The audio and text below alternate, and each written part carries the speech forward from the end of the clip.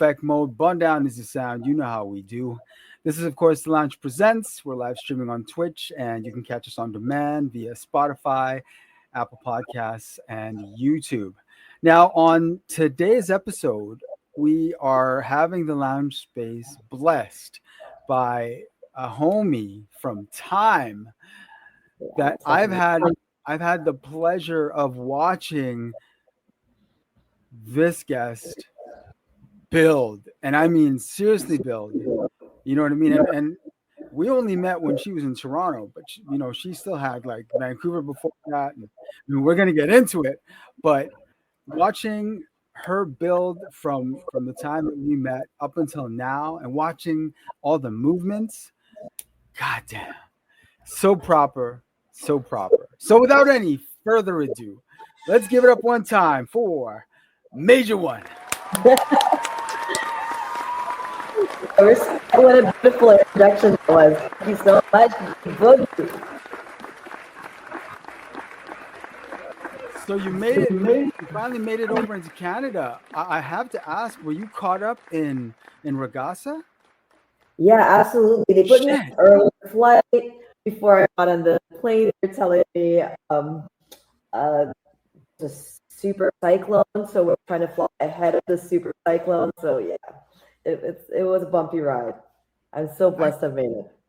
Nah, I mean, whew, good thing you made it here okay, because that shit is serious things. Yes. I mean, I just left Whoa. from Taiwan and we did a stopover in Hong Kong. We were literally just missing it each step of the way. Yeah, it hit the Philippines tough, yo. Like, whoa. It Just is Taiwan heavy too. and it's still moving, right? Isn't it still moving? Yes, it's gone into parts of China. They're worse Shit. because it's super densely populated areas. Damn. Areas. Yeah, man. Nature doesn't pick Yo, where. don't sleep on Mother Earth, yo. She wins every time. Right. She's gonna remind you that you forget. Yeah. We tend collectively, we obviously tend to forget a lot more than we should. But regardless, yo, you made it over. Regasa didn't touch you. You made it here safe in one piece. Now, we're going to get into a couple of the reasons why you are over on this side of the ocean. But before we do, we're going to start off the way we always do. We're going to ask Masia One how you were first introduced to hip hop culture. Well, I was 8 years old in a wet market in Singapore called Bedok. And as kids, we all received like Chinese New Year money or Lunar New Year money. And I was running around the market and I stumbled into a bootleg tape CD store. Just taking it back. And I remember that day finding two records that I really liked. One turned out to be Bananarama, and the other one was Public Enemy, It Takes a Nation. And Eight? And 8. And I was excited for the record because you got Flav in the back with the big clock. I'm like, oh, these people look like they're friends. And then when I played the music, and mind you, I was coming from a place where most of my cousins were listening to Chinese pop music, J-pop music at the time. When I played when the rhythm came, I was like, whatever they're saying, this is urgent, this is necessary, this is the movement. Like I fell in love with the music immediately, and yeah, that the rest I suppose you could say is history. Now, the music obviously is a part of the greater culture. What do you think it was that attracted you to all of it? I think that being able to express yourself in such a bold way, and I was coming from a culture where at the time, my aunties were telling me, girls are seen and not heard, and be very polite and be very quiet. And suddenly I'm like, whoa, you're allowed to do this? You're allowed to express yourself in this way? And I remember being 8 and just hanging on to Chucky's every word. So if he talked about Hugh Newton, I would go to the library and look up Huey Newton, and anything he would talk about Malcolm X, I would go to the library and look it up, and I just researched everything as a somewhere across the world, a Singaporean kid, and just wanted to know more about what is this feeling of urgency and bold expression that I was experiencing. And a year later, I mean, in that year, actually, I moved to, my family immigrated to Vancouver, Canada. So kind of saw New York as the mecca of hip hop. So, okay, I'm a little bit closer. Maybe I can find more of this music. And that's when I discovered De La Soul and Tribe Called Quest. And that just set me off on a journey. Now, how did you know that this journey was not just going to include, loving the culture and the music pretty much for the rest of your life, but actually participating and actually picking up a mic and saying, you know what, I could do this, and I think I've got something to share. Ooh, well, I started as a graph writer because actually I'm a painter and introvert by nature. Go figure. Wrong career. But I remember I had moved to Toronto for U of T, to University of Toronto, doing the architecture thing, graduating architecture. And at the time, I remember, years written raps and 16 bars, but like shy about it. I write it and hide it under my bed, and I never ever imagined performing in front of anybody. And at one point, I had a new roommate whose name was Jesse Otaki. I think I'm Jesse Otaki.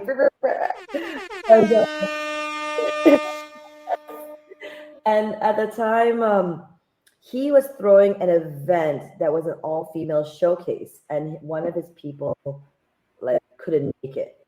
So I kind of said to myself, okay, I'm going to do it this one time, prove to myself that I'm not too shy to at least spit in front of people, perform in front of people, and just do this one time. And I told him, hey, I kind of got a flow, and so he put me on, and from that I got I remember Much Vibe. I got a Much Vibe commercial because someone in the audience saw me, and it just kept going from there. And I told myself, hey, as long as this goes, I'll just keep flowing, going with the flow.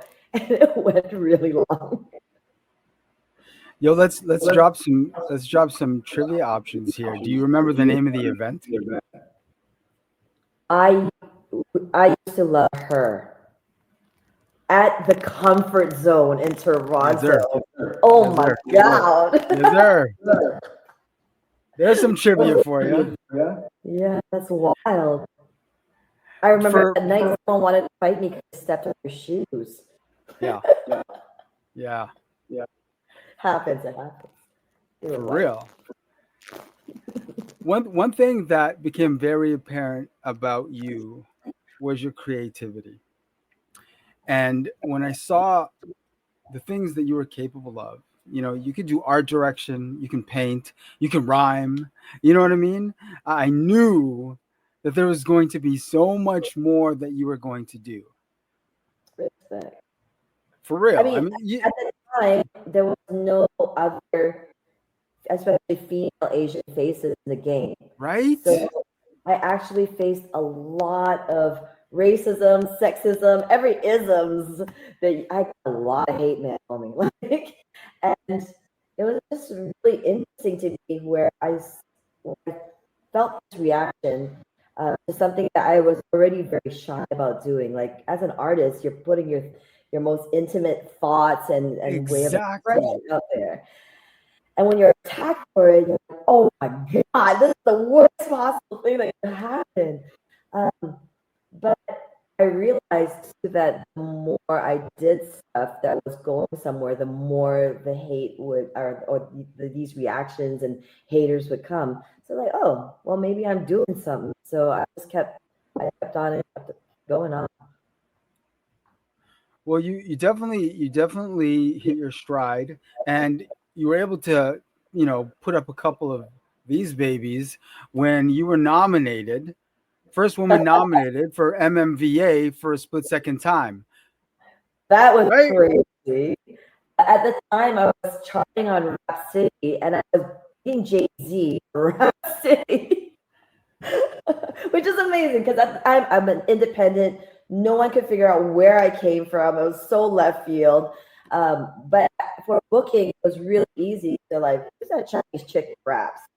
And I was the only one at the time. I remember wanting to see a better representation of people that looked like me in Yes. different facets, right? The with Yes. Split Second Time, the the video was actually tongue in cheek to make fun of all the stereotypes. Whenever you see Yeah. Asian Yeah. people on television at the time, it's the kung fu fighting, Harajuku girls doing some kind of like submissive, cute thing. And so I wanted to shove all those stereotypes into one video.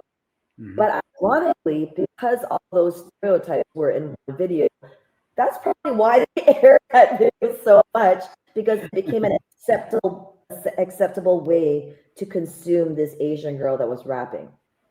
Yeah. You Well, know, so it was kind of a double-edged sword. you were a disruptor though. Definitely. And we need, I mean, in our culture, we need disruptors to occasionally shake things up every couple of years. You know what I'm saying? I feel like I was disrupting more than by virtue of who I am and representing the person I am in spaces that hadn't seen someone that looked like me. Yeah. But also that I was so fiercely independent. I had gone to see some labels at the time, and they said, you know, it's really cool what you're doing, and we've never seen anything like this. Your videos are crazy, but we don't know what to do with you because we have no precedent, we have no numbers to compare what someone like you would do in terms of Exactly. numbers. So in the end, I kept being told that I was not marketable. And I'm like, well, if I'm not marketable, then I'm the only person that's know how to market myself that stays true to my craft.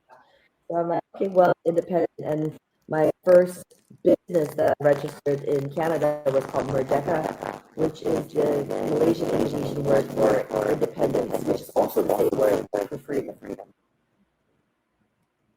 There you go. Around the time I realized everything you need to do about being music business, is that the point? Educating business, music business, everything you need to know about the music business. I read as much as I could that of literature and entertainment lawyers of reading and Yeah. educated myself. I'm like, okay, I'm going to do this independently. I need to know the big things though. Yeah. Yeah. Well, once you decided that this was your calling, once you knew, once you, you know, made that call and said, this is what I'm gonna do.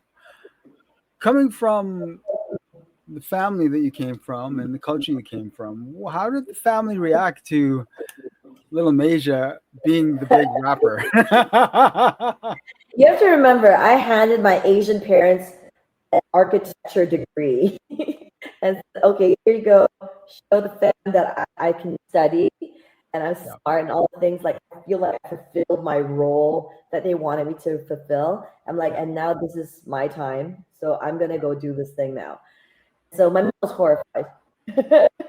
And my dad slowly came around when he saw that it wasn't just that I wanted, you know, to run after fame or do something frivolous. Right. He saw that I was running things like a business. So Mhm. he started sending me articles that were relevant and that kind of thing and clipping, you know. Okay. When he clipped an article about Lauren Hill for me, I'm like, Dad, so cool. No, that's, I mean, obviously it became, it crystallized for them that, okay, she's serious. Got it. Yeah, it She's was on a it. trend. Then the trend kept going and the trend kept going. So now Right? she's crazy, but now they understand that is something I had to pursue. You've definitely had a journey, not just in cities, but in terms of your sound as well. Because I mean, if you think back to Mississauga, it was, it was a hip hop record, right? Yeah. But like any artist, growth and development comes as time comes along and you start to explore new things and start to explore different sounds. And I mean, you're obviously still very much a rapper, but you are now very much leaning into the other love that you've had from time, Yes. reggae, Which dancehall, dub.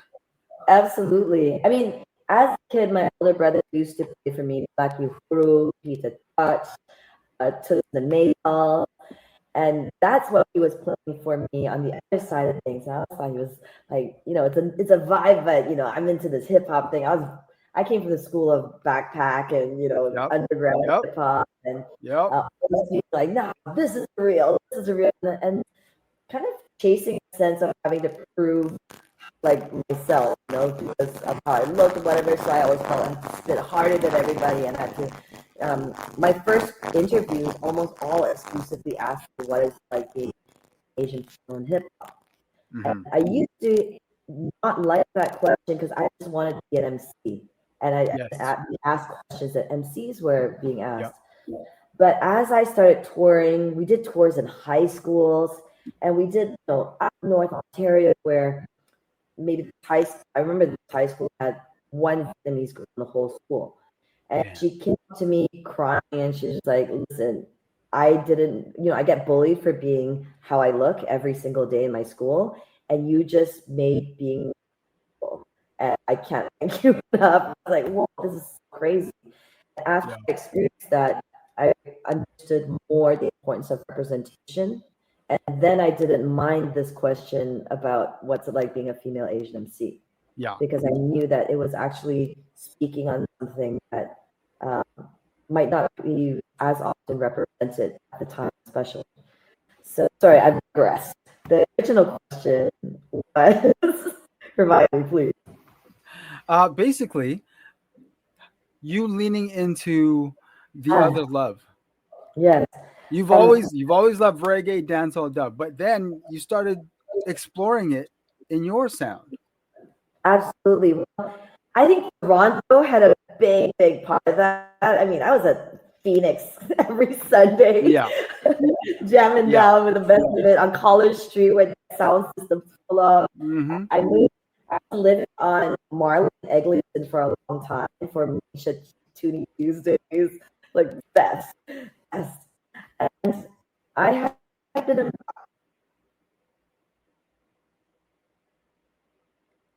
We seem to have lost your audio. I mean, sometimes the Wi-Fi gods they play games with us, you know. But no, Masia has.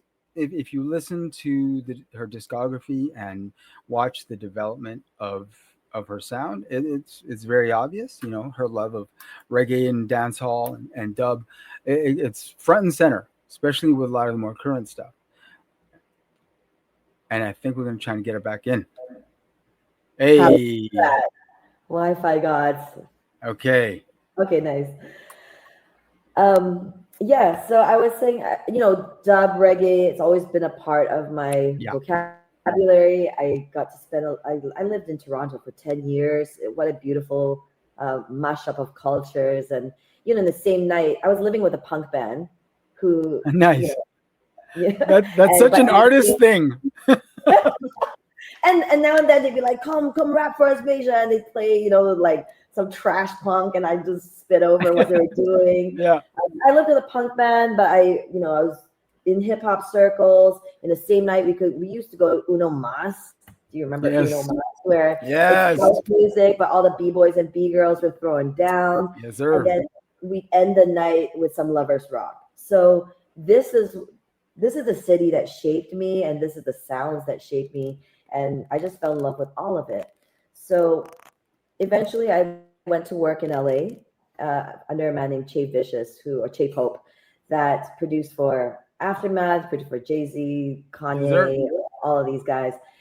And I mean, I'm glazing over that, but when I realized that maybe I needed a shake up from LA, from living in LA, Hmm. in my mind, I'm like, what would be the opposite of Hollywood? And I remembered all those records that my brother used to play for me. Well, Bun Down Babalan, this and that. So I'm like, Yes, you know sir. what? I'm gonna move to Jamaica for a little while. And so I just picked up everything and went. Yes, you And yeah, did. and that's how it ended up influencing a lot of my sound. Realizing that as an MC, we kind of have huge egos, like check my flow and I'm gonna rap into your face. But Yeah. what I learned when I went to Jamaica was the art of performance, where your audience is very much a part of your performance, and you're riding Mhm. that energy, and you're feeding off of their vibe to give back to them. Um, I never sang before; I was too shy to sing, and I think being in Jamaica really gave me the confidence to sing. My moment of this was meeting a man with a cooking pot on his head. He was singing at the top of his lungs, and he was a terrible singer. And I think I was somewhere in like Orange Hill in Westmoreland, and I'm like, "Yo, Rasta, why are you wearing a cooking pot and you sing so terrible, but you're singing at the top of your lungs." It's like, well, Chinese morning.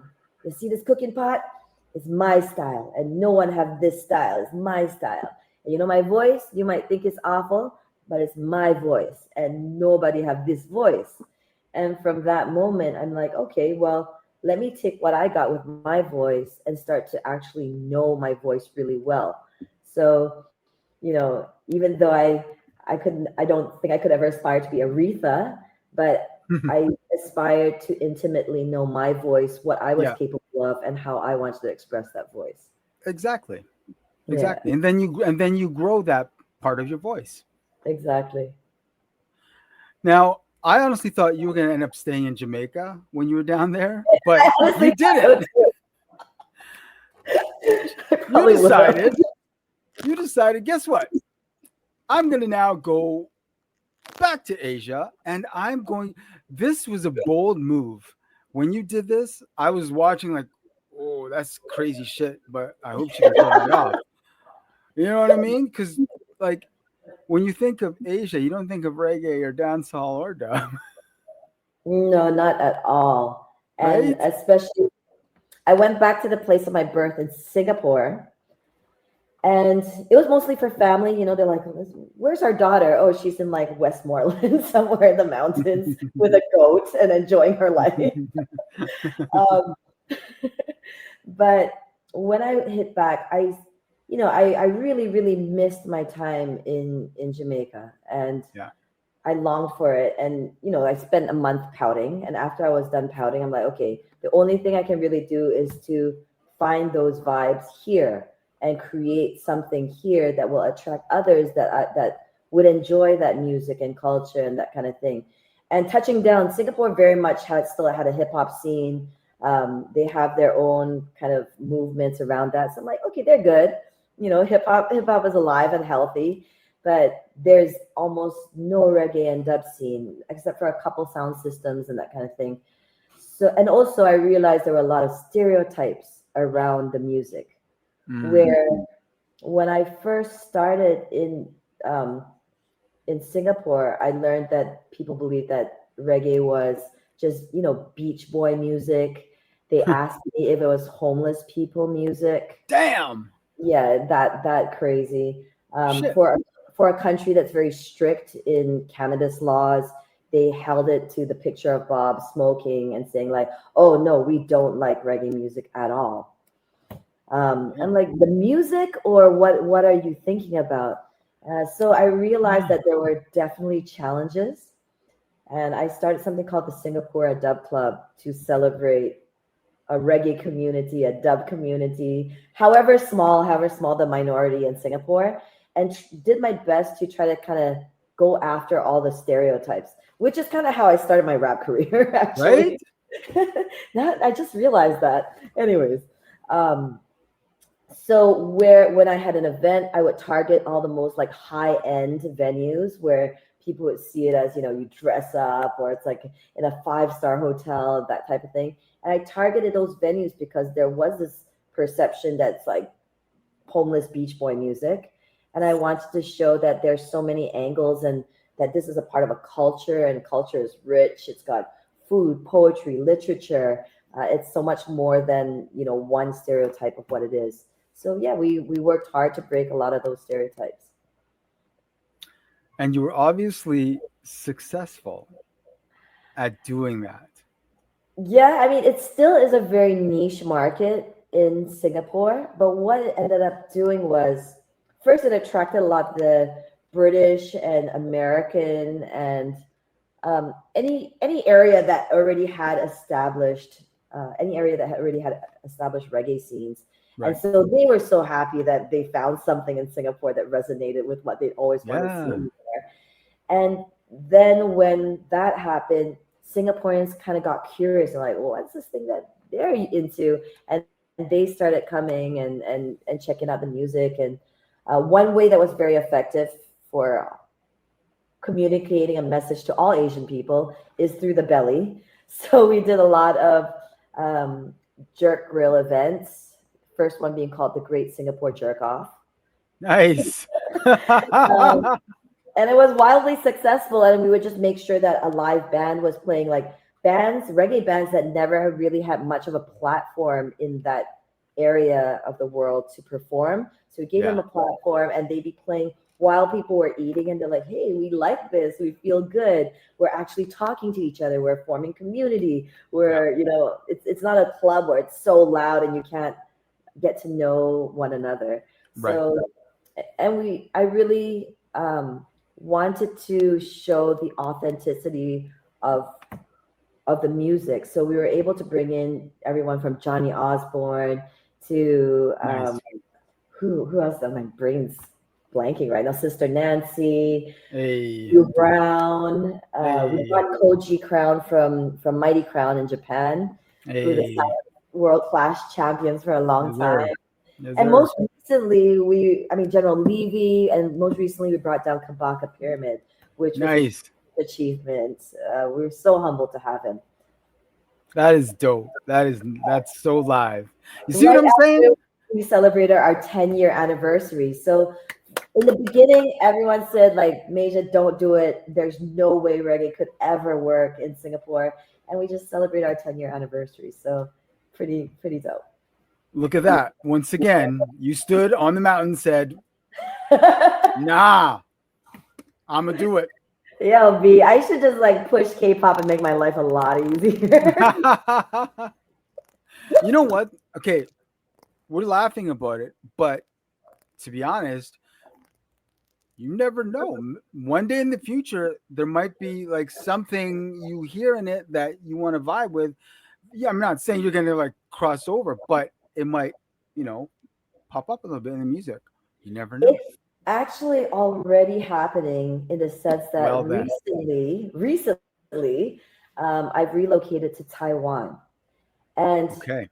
I grew up in Canada and I moved when I was 8 years old. So my Chinese language up till a year ago was that of an 8-year-old, like functional, give me that. I want that Yeah. now. But I don't speak fluently. I speak like a Yeah. kid. So now I'm thrown in the mix of a new environment. I don't speak the language. There's definitely cultural barriers where I look like someone that speaks the language, but when they start speaking to me, I'm like, no one can really understand why I am this way. Yeah. And it was definitely a culture shock for me. Even moving back to Singapore is a culture shock of my own Oh, yeah. original culture and birthplace. But I've recently taken on a role as a music director for a venue called Playback by a 7-star hotel called Capella Hotels. Okay. Nice. And now I'm being exposed to the biggest music scene in Taiwan being Mando Pop. Okay. And mind you, I'm someone that's like, Sean Price, Wu-Tang. Yeah. Stop with all that soft shit. And now I'm sitting down and listening to Mando Pop. Different language, different style, different target audience, and now expanding and trying to open my perspectives of how a different part of the world listens to music and what they choose. So definitely expanding my horizons still. There you go. I mean, that's the life of an artist, right? True. That's true.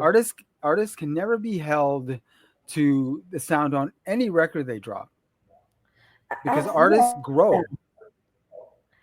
But I mean, that's a difficult thing to say in this day and age, this environment where they constantly want a way to just kind of like neatly package the things so that, okay, well, you like this and your algorithm and the people that the algorithm pushes you to look like this. I mean, I have to admit, half the things that Spotify pushed to me, I was like, no, I don't like any of this stuff, because they were seeing my persona and assuming what I would like or not like, which Yeah. is really interesting as actually. Yeah. But yeah, I mean, I've been told for when I entered, especially the Asian music industry, I was told, Masia, you need to choose. Are you hip hop? Are you reggae? You can't be both. It's you choose one or the other. You know, Damn. and this was just pre Major Laser. And when Major Laser happened, I'm like, well, what do you call that? But there, I think geographically, when a place is so far removed from the source of where a lot of the music is being inspired and taken from, Mhm. there isn't a relation. They're like, this is called EDM. Right. And I'm listening to Busy Signal. I'm like, yeah, but it's Busy Signal, like it's Yeah. dancehall. This is Bashment music. Yeah. But so it's definitely a process to reconnect these musical styles to the root of where they come from and grow and educate an appreciation of where the root of the music came from. Exactly. Zero lies told. Zero lies told. Now, all these things that we've been talking about and all the experiences that you have lived and all the situations that you've had to barrel through, not just as a woman but as an Asian woman, an expatriate, you know what I mean? True. All these As a experiences, six culture kid, seven, eight right? culture Jeez. All these experiences make you such a perfect choice for speaking on a panel, especially for Breakout West. Why don't you tell us what this panel is about? It's called Elevating Experiences. Okay, so there's two panels. One is elevating experiences. Okay. It's being moderated by Kazimi, which I have worked with in different parts of the world. So I'm very excited to connect with her on this Okay. panel. She's actually been a part of some of the crazy experiences that have been curated. Okay. So I'm very excited about this conversation. But I think it's going to explore, no longer are we in the age of I'm an artist, check me out because I'm dope, right? We have so much media and just Yeah. there's so much. There's so much now, and there's so much Yeah. noise as well. So how do creatives and artists there begin to express their music and as a more whole package of an experience? How do you give your audience the full experience of what it is that you're trying to express? How does the choice of the venue and the way that the venue is set up and how the flyer looks and all of these things, how the marketing of it, how does this be an extension of what you're trying to actually express and the messages that you're trying to express? So I think that's the first panel. And then the second panel is inroads to Southeast Asia or discovering, sorry, the exact name is this market discoveries, which is Southeast Okay. Asia. And I'm definitely on the panel with some really amazing other guests that have experiences setting up festivals in Southeast Asia, running publishing labels in Southeast Asia. For myself, I run a very small boutique label called Nusantara Records that looks to sync Southeast Asian language music into Netflix and movies and TV and that type of thing. So yeah, it's just exploring that and us sharing our knowledge of how you could gig in Southeast Asia or how you could just get the first inroads into this market, which I think is really, really a big part of the future of the music industry. No, I don't disagree with you at all. There's a lot of eyes on Asia Yeah. for talent right now. It's wild. You know what I mean? Not I've just talent, even but audience as well. oh You have yes, of course. The market. Yeah, you have Ho Chi Minh that has 89% of the people are under the age of 35 years old. So you just have Damn. this young, young, massive mass of young people that are excited to hear new music, that have the energy and the income to go out and experience concerts and festivals and that type of thing. And yeah, there's just so many pockets that are really interesting movements that are happening on that side of the world. There you go. There you go. Now the panels both take place tomorrow. Both take place tomorrow at 1 p.m. At Salon A and 2 p.m. at Wellington. Now for artists who have not yet, you know, signed up, copped anything to attend Breakout West, why don't you break down the benefits of being an artist in attendance at the festival Sure. and I conference? attended Breakout West. I don't even know if it was like 10 years ago. It was in Calgary at the time. I don't even know how long ago this was, but I attended because my record, Bootleg Culture, was nominated for a Western Canadian Award under the Was category of there? hip hop. And I came as an artist, but it was one of the most valuable experiences I had. And it actually set me on a road to be interested in sync and licensing because at that Nice. conference, I met so many music supervisors. And I realized that I really like the personalities of music supervisors. But I was watching the situation and I saw like, I mean, everyone wants to get their music to a music supervisor, like, yo, my shit's the hottest shit, feature it on Yeah. this movie and that movie. But what I saw, after the panel, people get mobbed and business cards get shoved in people's faces. But I realized that music supervisors like whiskey. So I park myself at the closest bar and I just have drinks lined up and be like, let's have a conversation. Here's some whiskey Yeah. while we talk. And it Yeah. was very effective. Hey. And honestly, those relationships that I made 10 years ago, I still have. I still work with those music supervisors all these years later. As the music industry and the television and Netflix industry changed, they started needing a Vietnamese song, Cambodian song, an Indonesian Mm-hmm. language song. And Mm-hmm. here I was in Southeast Asia saying, well, I got that catalog. There Let's you talk. go. So Right? I never forget Breakout West because it was really such a valuable um, conference for me. I always thought it had to be the South by Southeast, and it's got these like the South bys and the big branded events, but this one actually had very valuable connections. It gave me the time to talk to people that I wanted to meet, and I made relationships that lasted over a decade. There you go. Yeah, You so bring if up, you're creative, get out yeah, here. It's your yeah, city, it's your town, get out here. yeah. You bring up sync, so I just want to touch on sync just really quickly. Obviously, a great revenue stream for artists once they've figured out how to do it. But a lot of artists already, I mean, you've heard the term sync ready. A lot of artists think their music is sync ready, Mhm. but it may not necessarily be what they think it is. How what does it take for an artist to be sync ready? I think part of being sync ready is being metadata ready. That you know all the backend stuff. You own those masters. It's Yep. clear. They're not going to put your song in something and a month later your guitarist is pissed that his split is actually this, and people are fighting Yep. over this track. It needs to be very clear who is the owner of the track. I think that music supervisors are often under a time pressure, so they don't have the time to be like, listen to my whole album and like tell me what you're into. So one way that I really got in there was organizing my music by tempo, saying like this is great Nice. for a bar scene, this is great for a car chase scene, this is Yep. some down tempo like vibes at night situation. So organizing the music that way so that if there needs to be a quick placement, it's very simple. Yep. And I also forging relationships early. Like I would just Mm, mention, Breakout West was huge for me. And once I got a couple songs in and I created that relationship with the music supervisor, they just kept coming back to me for like big boss energy music. Like they yeah. wanted that female MC in in the scene of the movie when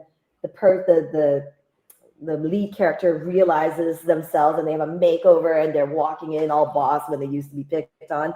That's my specialty of music that gets placed. There you go. So finding your niche too, and knowing that you can make multiple placements once you know kind of that space that people keep coming back to you for that style of music. And just have your stuff mastered well, mixed and mastered well. Yes. That helps. Having an instrumental helps in a big way too, because sometimes they need to mix the characters to come into a scene and start talking over your music and Exactly. seamlessly mix that in. So yeah, there's definitely some ways that you can actually be sync ready. Look at that. Major dropping jewels, y'all. Major I dropping got, I got jewels. gems, honey. I got gems. And then Now, look, I'm at this festival. I'm an artist too, but now I feel very blessed to now be at a stage in my career where I also have the ability to be a booker. I also have the ability to be a creative director and share what I listen. I just want to see artists do well because I am yeah, one myself, and I'm happy to share. yes, definitely. And I've been Well, doing this independent AF for a very long that's time. So that's what I was just about to say. If there's yeah. anyone, I mean, you're such a great resource. Like If I'm anyone, looking oh for man, independent artists. I want to see the indies rise. This era has been more independent labels succeeding even beyond the majors. So yeah, it's hmm, a very good time for indies. there you go. Musically, what have you got? I mean, you've got a couple of new joints. You sent me that the new one. I mean, I heard the Check Your Levels.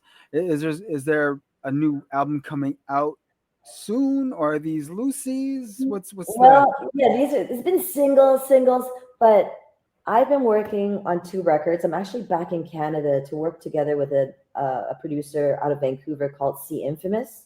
okay? C is an incredible. Oh my God, I feel like he's the most slept on Canadian producer. Honestly, he was based in Hong Kong, producing for all the big stars in Hong Kong and Taiwan. Oh Um, damn!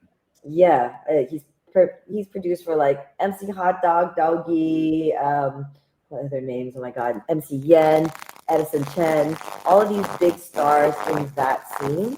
But he's always been a Van City guy, you know. So he's also Okay, collaborated with DJ Premier, Gangster Boo, Nate Dogg. He's done crazy stuff. damn. So Okay. he's been the homie for a long time, and we were talking about it. We were watching like a Shaw Brothers kung fu movie together, and we're like, "Why? We love Wu Tang, but we Wu Tang. Like why do we not represent? Right? Real Wu Tang, we real Wu Tang. So why are we not representing and actually sharing these parts of our culture in a very real way? I mean, we're both um, Canadian, like we're Canadian, where he's also originally from Hong Kong. I'm originally from Singapore. We have this kind of bridge between these two worlds where we Hmm. come from a place in Asia, but we are also Canadian. We also love hip hop. So why don't we create a record that takes me back to my roots of just like boom bap, hip hop, nasty beat, Damn. Okay. um, and also being inspired by the like epic lore of these old Shaw Brother kung fu movies. So Okay. that's what I'm back in Canada and back in Vancouver recording. I'm going to the studio with him right when I'm back from Breakout West. Actually, I'm landing back from Winnipeg and going straight into the studio. Nice. Yeah, so I'm Nice. excited about that. And the second project I'm working on is a reggae album, a full reggae album with Of a course. producer named Ja Wise. He's Brazilian but based in Australia. And he just came to me one day and was like, Masia, you're the only reggae artist that don't have a reggae album. True. And I do have a dream to be able to play Rototom and do the circuits in Europe. That's Yeah. the reggae festivals that are massive in Europe. Yeah. So we're working on putting together, like finally putting together a reggae record. Nice. So Dope. my yin and yang are coming together, where the two things that I love. I feel like hip hop's kind of my yang and reggae is my yin. If you don't know what yang is, like very like your more. I don't want to say the word aggressive, more outwardly expression, more Okay. in your face expression, and yin is creating a sound that attracts things to you. So Okay. I feel like these two sounds are both sides of me and both cultures that have shaped my journey as an artist. Oh hell yeah. This is so Masia. This is straight up Masia right here. Like this is nothing new. This is literally Masia. It makes total sense. Yeah, and to work on two records at the same time is also major. Yeah, that's also Masia. Goddamn. Well, hustling. Well, you're gonna have to come back when these records are getting ready to drop so we can talk about them. I would love to. I would love to. For real. For real. I look forward to hearing both of them. Yes, man. Respect. It's gonna be it's really blessed to be able to be making music and putting out music still now. Yes. I think I've been in the industry 20 years. Yep. And for a lot of especially female MCs, your career, it can be short-lived. And I Oh want yeah. to encourage more female MCs out there to do their thing and keep Yep. going and, you know, yeah, make a Hell career yeah. out. All day. Goddamn. You know what it is. Masia, thank you so much for spending time with us in the lounge space. I mean, we had you on the lounge when we were on 95.9 FM. So this is really, this Wow. is nothing new. We've been here, just different Oh, medium. amazing. Amazing. Oh, I So should for sure. mention, Oh, I'm what's up? actually stepping into a role where iHeartRadio is launching in Asia side, in Southeast Asia. Oh, damn. And I'm going to be hosting my first podcast together with MC named Bohan Phoenix. I'm not sure if you know Bohan Phoenix.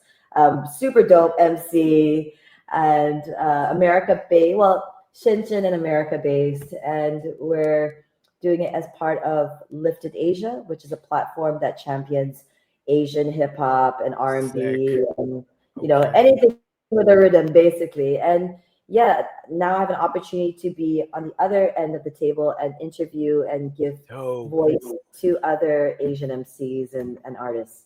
When does that launch? Supposed to launch in October, but Okay. you know how the thing goes sometimes. Yes. Yes. So Definitely I'll do. definitely look you up when we're ready to launch. Hell yes. Damn, that's dope. Love to hear that. Yeah, Jeez. busy life. Hey, you only have one. Do. Exactly. Do. You I mean, know? from the time took a chance and said like, hey, maybe I can just rap in front of people one time, to 20 years later, still being able to put out hip hop and still put out music. It's crazy. You never know. So take that chance, kids. Straight up and down. Straight up and down. Masia, thank you once again. Until we get you back in the lounge space to talk about these lit projects coming up, thank you. And thank you to everyone for tuning in. This will be on demand via Spotify, Apple Podcasts, and YouTube. And you artists out there, if you are in Manitoba or Winnipeg, make sure you attend the Breakout West Festival and Conference. Make sure you check Masia because jewels, enough jewels to be dropped. Let's connect. Let's connect. It's like that. Salute. Peace. Peace. Every time.